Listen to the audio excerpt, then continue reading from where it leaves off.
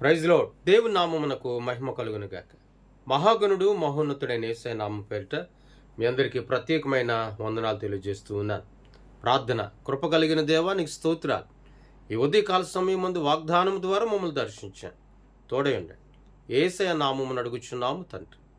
ఆమేన్. దేవుని వాక్యములకు మనము వెళ్దాం. ఇర్మీయా గ్రంథం 33వ అధ్యాయం 3వ వచనాన్ని మనము చదువుకుందాం.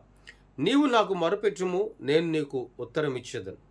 ఈ వాగ్దానం మన జీవితాల్లో ఈ దినమున నీరు కట్టి ఫలించునుగాక, నెరవేర్చబడునుగాక. నీవు నాకు మొరపెట్టుము, నేను నీకు ఉత్తరం ఇచ్చేదను అని ప్రభులు వారు సెలవిస్తూ ఉన్నాడు.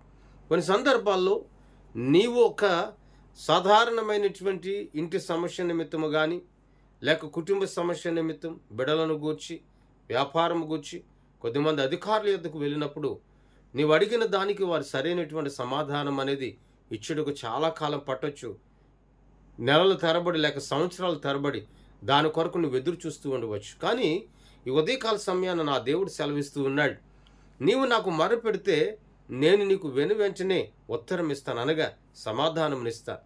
అది ఏ రకమైనటువంటి సమాధానం, ఏ రకముగా నీవు మొరపెట్టాలి, ఏ రకముగా ప్రార్థించాలి, ఏ రకముగా ప్రభుల వారి మీద ఆధారపడాలి అంటే నమ్మికతో, విశ్వాసముతో ప్రభుల వారి మీద నీవు ఆధారపడాలి. ఎన్నో అద్భుతమైన కార్యాలు, ఆశ్చర్యమైన కార్యాలు ప్రభుల వారు మన జీవితాల్లో జరిగిస్తూ వచ్చారు. దానికి కారణం ఏమిటి అంటే అనేకులు దైవజనులుగా, సంఘముగా, ప్రార్థించేవారుగా, పరిశుద్ధ సమూహముగా మన కొరకు ఆయన వారు ప్రార్థిస్తూ ఉన్నారు.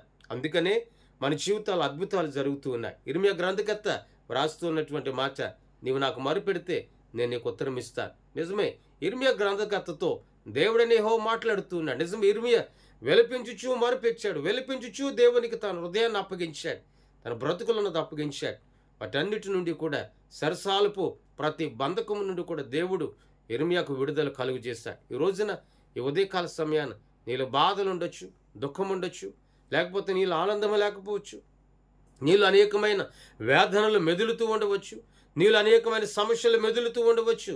వాటన్నిటికీ కూడా జవాబునిచ్చేవాడు ఒకరే, సర్వాధికారి నజరేయుడైన యేసయ్య. యేసుక్రీస్తు ప్రభువు వారి ఎదుట నమ్మికతో నువ్వు ప్రార్థించు. అది ఎలాంటిదైనా నీకు అసాధ్యమైనదేమో కానీ నీవు నేను ఆరాధిస్తున్నటువంటి యేసుక్రీస్తు ప్రభువు వారికి అది అసాధ్యమైనది కాదు. నీలో, నీ జీవితంలో, కుటుంబంలో అద్భుతాలు జరిగించుటకు సిద్ధముగా ఉన్నాడు. ఆయనపై ఆధారపడు, ఆయనకు మొరపెట్టు, ప్రార్థించు. నీ ప్రార్థన వినిన దేవుడు సంపూర్ణమైన సమాధానమును దయచేస్తాడు. ప్రార్థన. ప్రియ పరలోకపు తండ్రి, నీకు స్తోత్రాలు. పరమంద ఆసీనుడా నీకు వందన. ఈ మాట ప్రభు విని గ్రహించగలిగి బుద్ధిని బడలుగా దయచేస్తున్నందుకు స్తోత్రాలు. ఈ మాట ద్వారా గొప్ప కార్యాన్ని జరిగించి నీ ఎదుట సాగిలిపడి నీపై ఆనుకొనగలిగి కృపను దయచే. తోడై ఉండండి. యేసయ్య నామమున అడుగుచున్నాము తండ్రి. ఆమేన్.